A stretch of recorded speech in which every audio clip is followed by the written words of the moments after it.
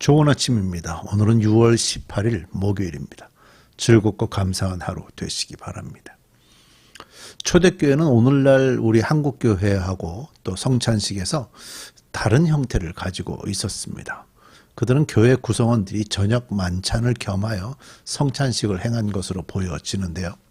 넉넉하게 사는 사람도 있었을 것이고 또 가난하게 그리고 종의 신분으로 사는 성도도 있었을 것입니다.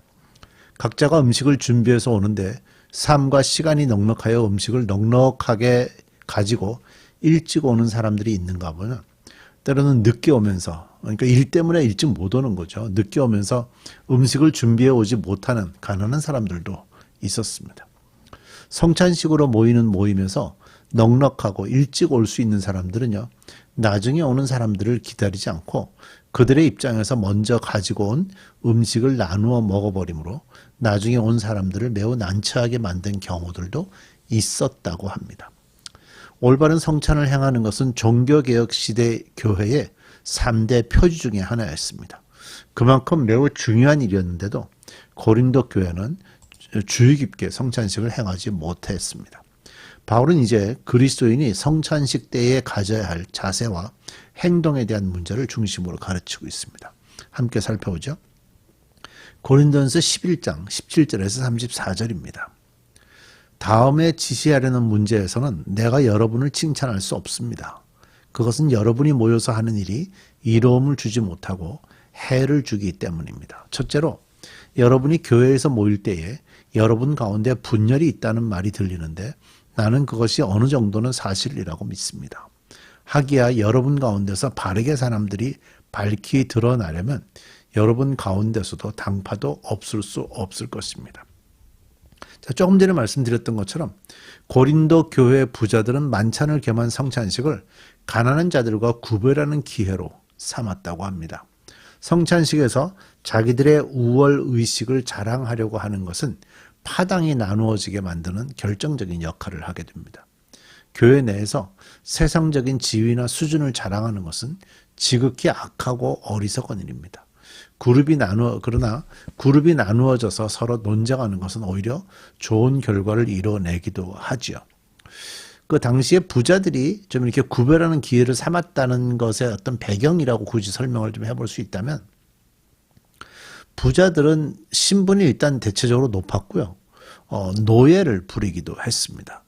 당연히 노예가 있었겠죠. 그런데 당시의 복음은 신분이 높은 귀족들이나 노예에게나 똑같이 예수 그리스도를 통한 구원을 가르쳤기 때문에 노예들도 교회 안에 들어왔었고 또 신분이 높은 귀족들도 교회 안에 들어왔습니다. 그러다 보니까 귀족들이 노예들과 함께 식사하는 것이 불편했기 때문에 이런 현상들이 있었던 것으로 보여집니다. 자, 20절. 여러분이 분열되어 있으니 여러분이 한자리에 모여서 먹어도 그것은 주님의 만찬을 먹는 것이 아닙니다. 그렇죠? 성찬의 기본적인 의미를 깬 거죠. 먹을 때에 사람마다 제각금 자기 음식을 먼저 먹으므로 어떤 사람은 배가 고프고 어떤 사람은 술에 취합니다. 여러분에게는 먹고 마실 집이 없습니까? 그렇지 않으면 여러분이 하나님의 교회를 멸시하고 가난한 사람들을 부끄럽게 하려는 것입니까? 내가 여러분에게 무슨 말을 해야 하겠습니까? 내가 여러분을 칭찬해야 하겠습니까? 이런 점에서는 칭찬할 수 없습니다. 그들은 자기 도취에 빠진 것으로 보여집니다. 고린도 교회의 그리스도인들은 각자 자기 음식을 가져오도록 되어 있었는데요. 먼저 온 부유한 자들은 여유 있게 준비해서 좋은 음식을 가지고 오니까 다른 교인들을 기다려서 같이 음식을 나눠 먹는 일 없이 자기들끼리만 진탕 먹고 취하도록 마셨습니다.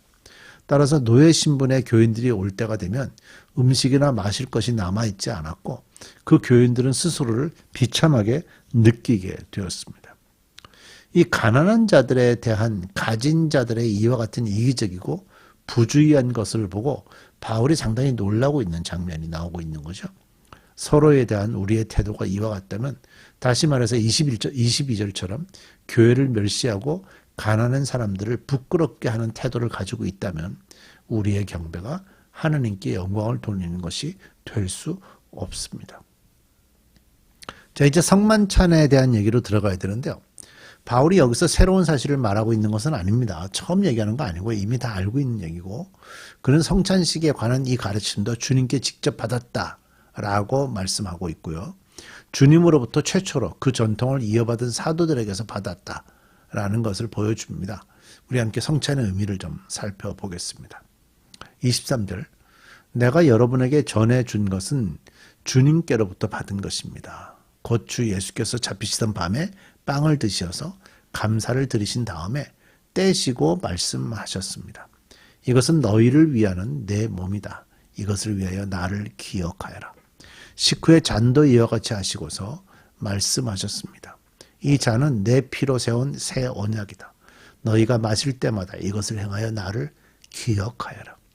그러므로 여러분이 이 빵을 먹고 이 잔을 마실 때마다 주님의 죽으심을 그가 오실 때까지 선포하는 것입니다.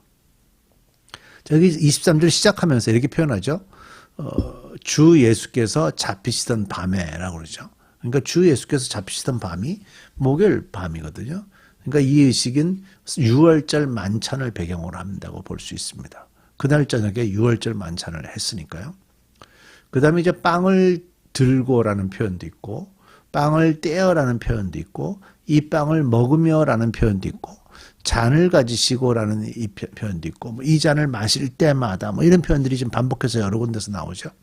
그러니까 이런 표현들은요, 성찬의 요소들보다도 그때 주께서 보이신 행동들의 역점을 둡니다. 어떤 사람들은 이제 교단에 좀 따라서 빵을 이렇게 들고, 그걸 이렇게 떼고, 그 빵을 먹고, 잔을 가지고 잔을 마시는 것을 마치 성찬에 반드시 있어야 하는 어떤 행동처럼 보여주는 예들이 있는데, 실제로는 그런 것은 아니고 예수님께서 그때 그런 모습으로 성찬식을 하셨다라는 것을 이렇게 표현해 주는 거다. 그래서 우리는 똑같이 해야 되냐? 아니요. 그것보다는 중요한 거는 예수님의 몸과 피를 상징하는 이 빵과 잔을 함께 나누면서 십자가를 은혜에 감사하는 시간이 되는 게 중요한 거죠.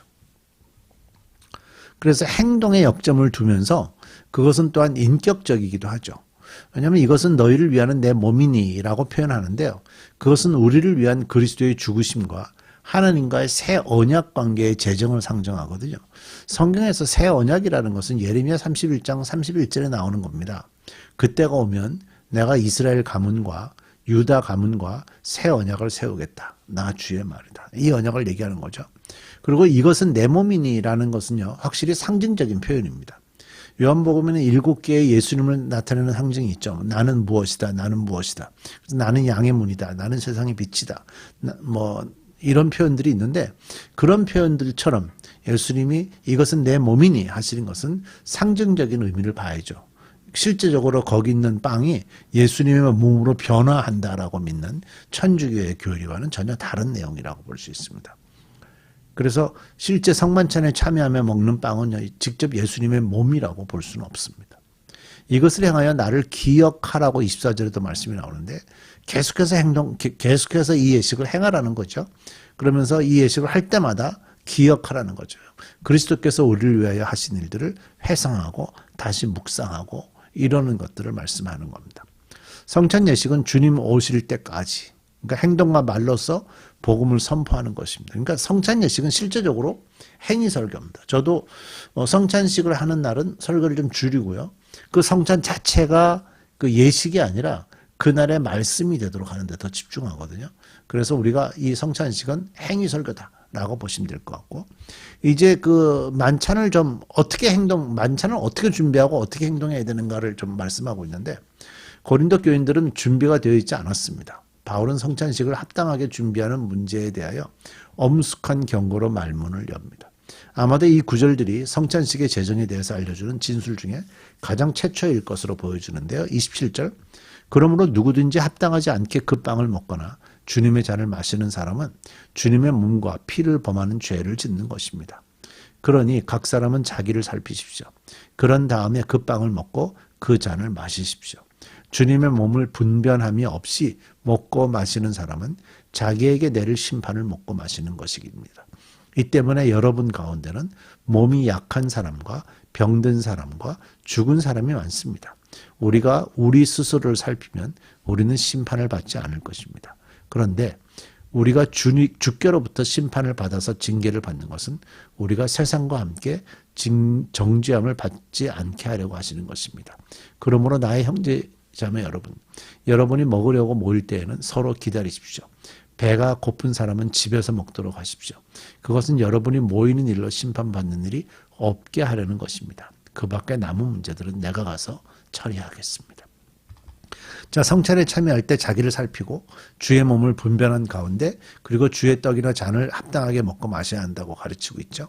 그렇지 않으면 주님께 징계를 받습니다. 징계를 받는 이유는요, 성도들이 세상과 함께 정죄함을 받지 않게 하려는 의도가 있어요.